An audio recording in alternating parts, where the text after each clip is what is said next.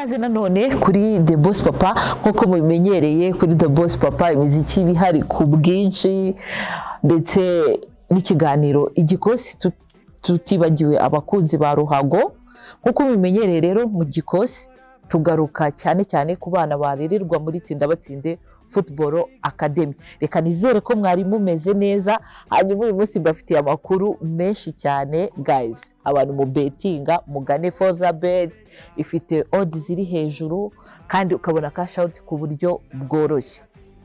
Reka rero dukomeze n'ikiganiro cyacu. Ikaze nanone kuri The Boss Papa, ntagarubwa mbere tukwakiriye, watangira wibwira abakunzi ba The Boss Papa. Yego murakoze, nitwa St Jesus Paul, nkaba mfite imyaka 18, nkaba ndererwa mu irerero rya Tsinda Batsinde Football Academy ribarizwa mu karere ka Rulindo. Uvuye hejeza kugira ngo nkwakire hano, urabizi neza ko haba hari akandi kantu kadasanzwe. Naba mvuye muri Kenya gukinira ikipe y'igihugu y'abatanije imyaka 18 muri Sekafa. Wow. Hanyuma igihe duherukana hano nkwakira, uribuka icyo twari turi kuvugaho? Ndabyibuka. Ngaho twibukirayo Urugendo nagize mu Bubiligi, nicyo anniversaire yo mu ndege, ibintu nk'ibyo. Urumva rero tuva mu byiza tujya mu bindi, niko life yawe iri kugenda, kuva mu byiza ujya mu bindi. Rero kuri uyu munsi ntago ari umuntu wese upfa kubibona. Wabyakiriye ute kwibona mu ikipe y'igihugu Amavubi? Nabyakiriye, byarantunguye kubona natoranyijwe mu bana 23 bitabiriye umwiherero. Nanga ari ibintu natekerezaga ko byashoboka mu buzima bwanjye. Nta nibyo wigeze urota, ntabyo wigeze ugira mu nzozi wumva urakana uvuga uti ndi gukina ariko finally ngomba gukinira Amavubi? Aya ntabwo nigeze mbirota. Inzozi zawe zigize ku myaka ingahe? Already ntabwo wigeze ubirota, uhise ubona bikubaye, wabyakiriye gute? Ikintu cya mbere nari mfite ubwoba. Nari mfite ubwoba, tujya nko kuri federation, numvaga nyine nabona abandi bakinnyi nkavuga ati abangaba tugiye kuzadukinana twitwa ikipe y'igihugu. Numva nyine ni ikintu kineye ubwoba mu mutima wanjye. Ese iyo muri camp biba bimeze bite? Muri camp usanzwe umenyereye n'ubundi kubana n'abandi life yabyo, noneho iyo musiko muri Amavubi abantu bose nimwe bahanze amaso, ubiyumva gute? Ikintu cya mbere ugomba kwiyubaha, utaza kugira akantu ukora nyine bakahita bavuga ngo dore umwana wo mu Mavubi ari mu makosa. Ikindi nyine kwambara uriya mwenda w'ikipe y'igihugu nabyo biba biguhesheje ishema, ushaka kwifotoza nyine ngo bigaragare ko wakiniye ikipe y'igihugu. Wow. Hanyuma mwarakinnye umukino wa mbere wagenze gute? Umukino wa mbere twakinnye na Somalia, twitsinda igitego kimwe. Mwarabarushaga cyane cyangwa n'amahirwe? Oya, twabarushaga iminota ya mbere ariko twahise tubona umutuku umunota wa 30. Uri kumva twahise dusubiramo inyuma ho gakeya, then turabareka bo barakomeza baraza, bibagirwa ko ari ikintu bagomba kurinda. Hanyuma umukino wa kabiri? Umukino wa kabiri twakinnye na Kenya. Kenya yarabahagije. Ibitego bingahe? Dutsinze 1-0. Ako ndumva ntako mutagize? Ntako tutagize ariko nta kundi nyine. Hanyuma umukino wabahesheje kujya muri kimwe cya kabiri, wowe wari umeze ute? Umukino waduhesheje kujya muri kimwe cya kabiri ni match twahuye na Sudani. Navuga Sudani twari turi hejuru, natwe twayirushije gutegura. Wow. Ndumva rero experience no kuvuga ngo mwavaga mu mukino umwe ukaba experience y'uburyo bugomba gukina ubundi, byari ibintu biryoshye niko ntekereza. Wowe sinzi uko byumva, sinzi uko wabibonaga, wowe wari ubirimo. Feelings zabyo twe wagira ngo ni Imana yari ituriho.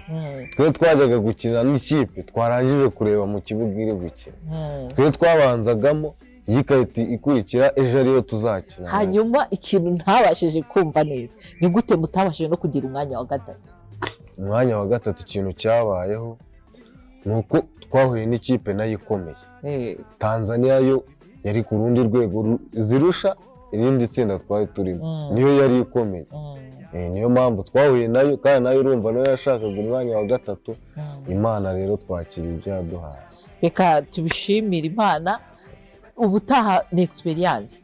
Ndibaza n'ubundi abatarengeje imyaka, ubwo noneho ni muri 21. bizagenda neza noneho. Hanyuma iyi Sekafa mwakina niki kintu igusigiye nka Jesus? Ikintu cya mbere ngiye nsigiye nahuye nyine n'abana bakina ku rundi rwego, bakina ku mugabane w'i Burayi, turi gukinana gutya wakumva na shampiyona kinamo nawe bikagutera ubwoba. Twavuga nko muri Kenya harimo abana bakina muri Espagne, mu Bubiligi, muri Sweden, mu byiciro bya mbere. Uri kumva gukinana n'uwo muntu hari ibyo ugenda umwigiraho.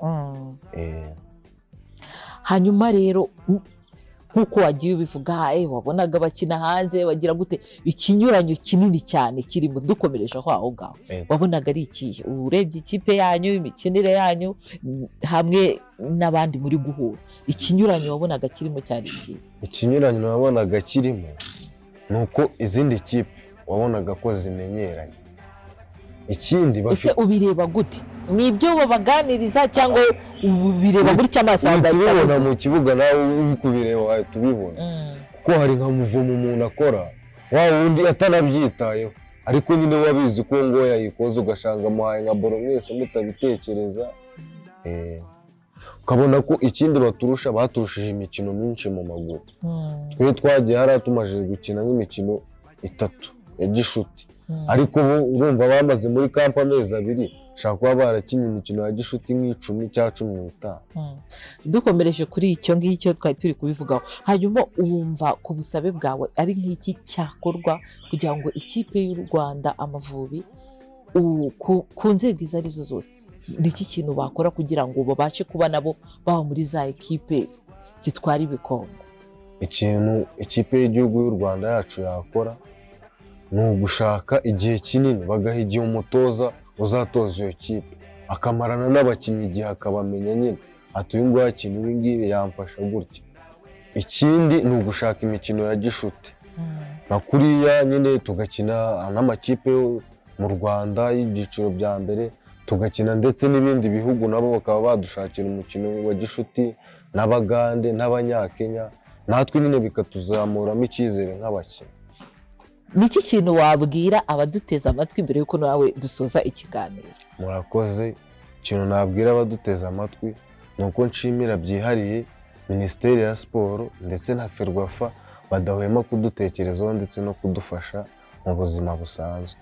Ndashimira ndetse n'abatoza badutoza, baduha ubumenyi tugaragaza mu kibuga. Murakoze.